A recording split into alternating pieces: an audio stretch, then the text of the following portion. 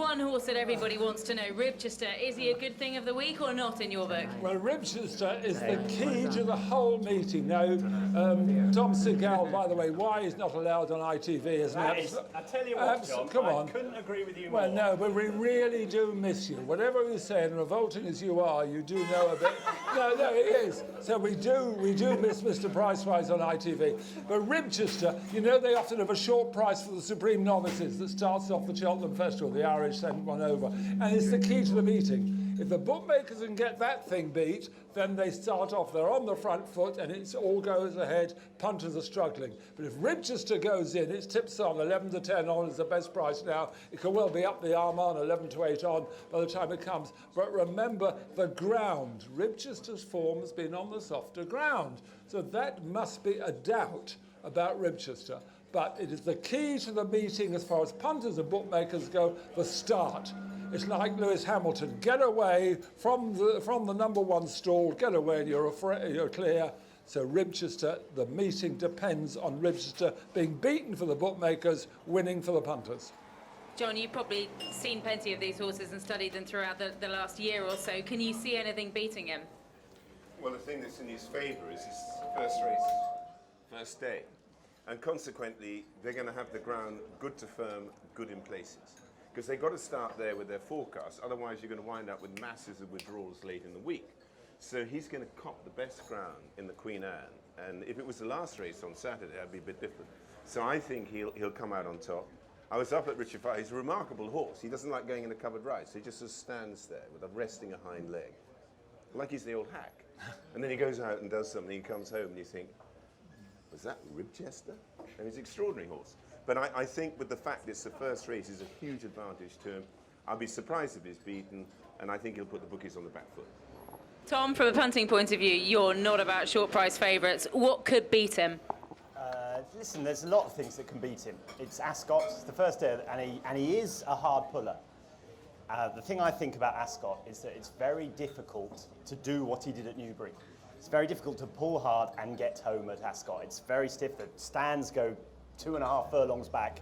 Jockeys start going too soon every year at Ascot. That's the only thing getting beaten for me is if he pulls too hard. For me, Lightning Spear is a giveaway each way bet, 5 to 1 or whatever he is. Top of the ground 7, you can get 7. Lightning Spear, top of the ground horse. 3 defeats, been beaten I think 3 times by Ribchester, but softer ground each time. Top of the ground. Every time, but he's 7 to 1. He can't. Yes. The other thing is, Todd Pletcher brings an American horse down. John might know more about this. By Warfront. I'm a big Sires fan for Ascot. Warfront has a tremendous record at Ascot. They just seem to love the straight track at Ascot. Todd Pletcher's bringing one over. He's a Grade 1 winner in America. He's 25 to 1.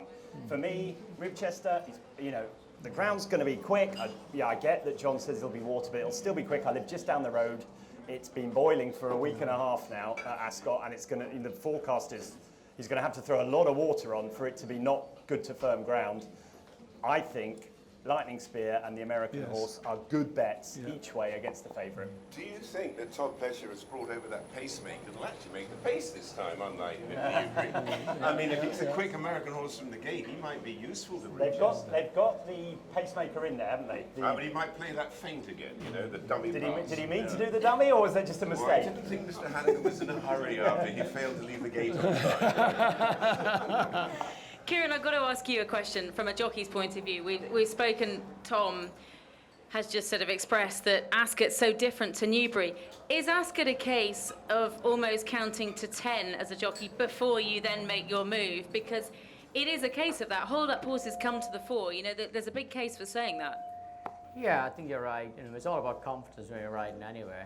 But I think Chris Stickles is probably one of the best clock of the courses you're going to get in England, and he tries to make it fair for everybody, regardless, and it's a difficult job because it's a wide track, and especially in the sprints, from one side to the other, and they kind of like knock where he waters and where he doesn't or whatever, but he's very fair and very good. But as a jockey's point of view, if you ask me what I want to ride in the race, there's only one horse I want to be on: Ribchester. Richie Hannon's got a couple in the field. He's deep in conversation. Richie, we're talking about the Queen Anne. It'd be great if you could join us. You've got a couple of rags in the field, Cool Company and Oh This Is Us. Have either of them got a chance? Yeah, these rags are worth a lot of money. I tell you, as you know. Oh This Is Us, the faster they go and the quicker the ground. It's going to be fast ground, I'd say, not good to firm ground. He'd have a chance. I don't think he's quite Group 1 level. If Ribchester turns up, he'll win. And without him in the race, it's a free-for-all. I don't think you could look past him. My two lads have a good chance of being placed, I hope.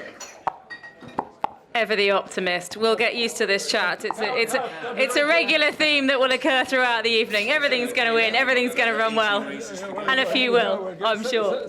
Go on, Mike. I have to ask Kieren this. In the old days at Ascot, good to fast ground, you want to be on the stand side before they relayed the course and all that sort of thing. Soft ground like Faulkner's Speech and the Hunt Cup, that's where they went. Would you now prefer to be drawn in a big field, stand side or far side, as good to fast ground? I prefer to be in the middle. I don't think either side, the water is probably level, and basically it's all about where the speed's going to be. If I'm riding a race, I want to see where the front row is going to be, where the speed's going to be. They're going to drag them along, and it's hard for the ones that don't have a lead.